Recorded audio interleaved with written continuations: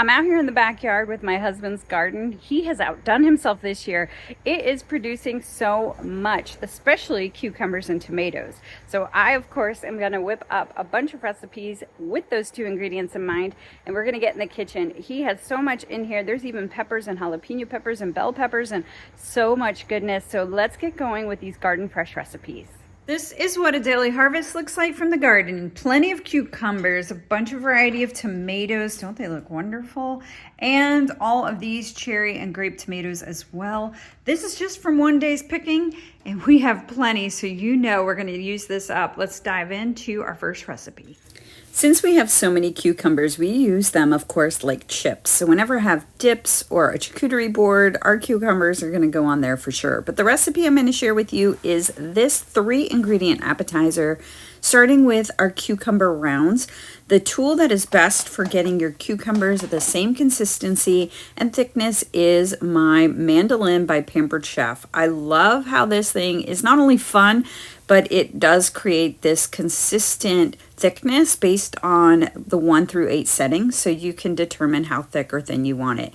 I have my shrimp here. They are peeled, deveined, tails off, and I have defrosted them, and I'm patting them completely dry, and I'm going to sear them in my pan with olive oil. And I have my Greek seasoning. Cavender's is our favorite, and that's all I'm going to sprinkle on these shrimp and then sear them on both sides. Shrimp doesn't take long to cook at all, just a couple minutes on each side, and then I have those prepared. My first batch is done cooking, and now I'm working on my second batch, and this is the longest part of this appetizer. It's just cooking these shrimp. We'll let those cool, and then we're ready to assemble. The cucumber slice as the base. I use store-bought guacamole for this, and the key is to use chunky guacamole so it holds up for that shrimp. And then just top your cucumber with the guac, add the shrimp on top, and then I just sprinkled some cilantro and dried parsley for a little garnish, a little color, and that's it. The guests loved this. It's the perfect crunchy, salty bite. Up next, I'm making another easy 3-ingredient appetizer, and I'm using the pearl mozzarella balls as the base. I use our fresh basil from the garden and a grape tomato, and that's all there is to it. Now we're going to add some drizzling of other ingredients. I drizzled the good olive oil into the base of the dish. I also sprinkled on some Italian seasoning. Now I'm just going to add these little ones in the middle. And I like to drizzle a little bit of balsamic glaze on top. This is optional, of course, but it does add a little pop of more color, and it is a little bit of sweetness when they have that bite. Now, with the leftover ingredients for yourself, or if you want to put this out for guests, is just the same ingredients but without the skewer. So this is a salad we make every week because we have all these wonderful tomatoes and this fresh basil. So it's the same ingredients, basil that I make into chiffonade threads, and then I'm going to add the oil and the Italian seasoning and just mix that up, and that is everything. And like I said, we eat this every week. It is our favorite salad. When you have this many cherry tomatoes from the garden, there's one recipe that comes to mind, and that's the viral feta cheese bake.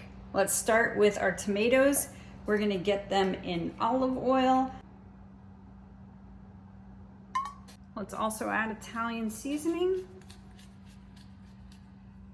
and salt.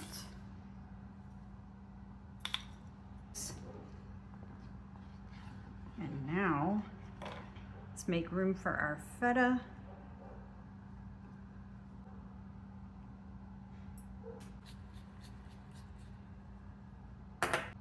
Add garlic cloves and a whole head of garlic, a little more oil.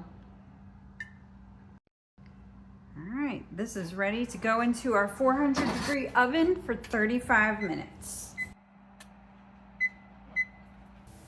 You know it's done when it looks like this and all the tomatoes have burst open and it smells amazing. I now see why this is a viral recipe, because it's so easy to come together and it is so delicious. Now the cheese doesn't melt and get creamy like cream cheese. It is feta, so it is going to stay a little chunkier, which at first I thought I did it wrong, but that is correct, and it stays nice and hearty with your tomatoes. Now I'm going to squeeze out my garlic. This is so satisfying, and it's going to add a wonderful, robust flavor to this dish. I'm going to sprinkle on a little bit of balsamic. That's also going to to add a little bit of tang. Blend that all together, and now you can cook some pasta, any type, and blend this all together, and you'll have the most delicious hearty dish. Now, I have to admit, we just ate it right out of this pan, just one forkful at a time.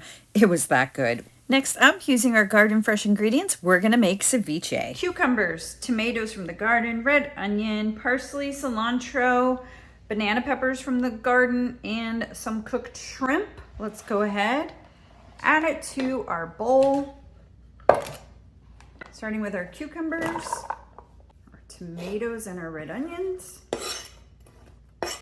peppers, our shrimp, and our herbs, parsley and cilantro, salt, lemon juice, about 2 tablespoons, and then the juice of 2 limes. You could also use clamato juice if you wanted to add a little bit of extra flavor. I didn't have that on hand. I would do that next time though. So beautiful, so perfect. And here's something I wanted to add at the end. I'm only gonna do half actually.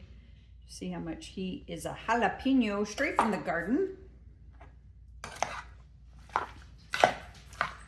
Stir that in. We'll add more if it's not too spicy. Did take out the seeds of the jalapeno. I'll tell you, the fresh herbs really makes this.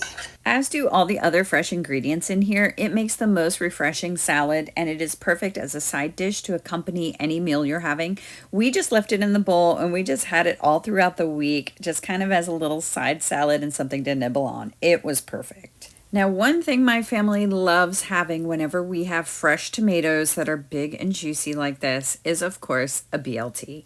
And we are going to use the finest ingredients. We have sourdough bread. We always have our bacon. That tomato is the star, but we use our avocado mayo, and I'm letting my son be the demo one on this because he is eating these almost every day. 2 big beefy tomato slices on our bread, and then the perfect crisp lettuce, just adding that, and then our crispy bacon. It's funny how in our family I like it really crispy. My husband likes it a little more less crisp, and my son is kind of in the middle. And then a piece of bread with more mayo, and you have the perfect sandwich. If you're going to have any tomatoes given to you, you're growing them, please make this sandwich. It hits every flavor note you can think of, and it's the perfect way to enjoy those garden fresh ingredients. I hope you enjoyed these recipes and were inspired to see how to use some of the garden fresh ingredients. Thank you so much for watching, and I'll see you on the next video.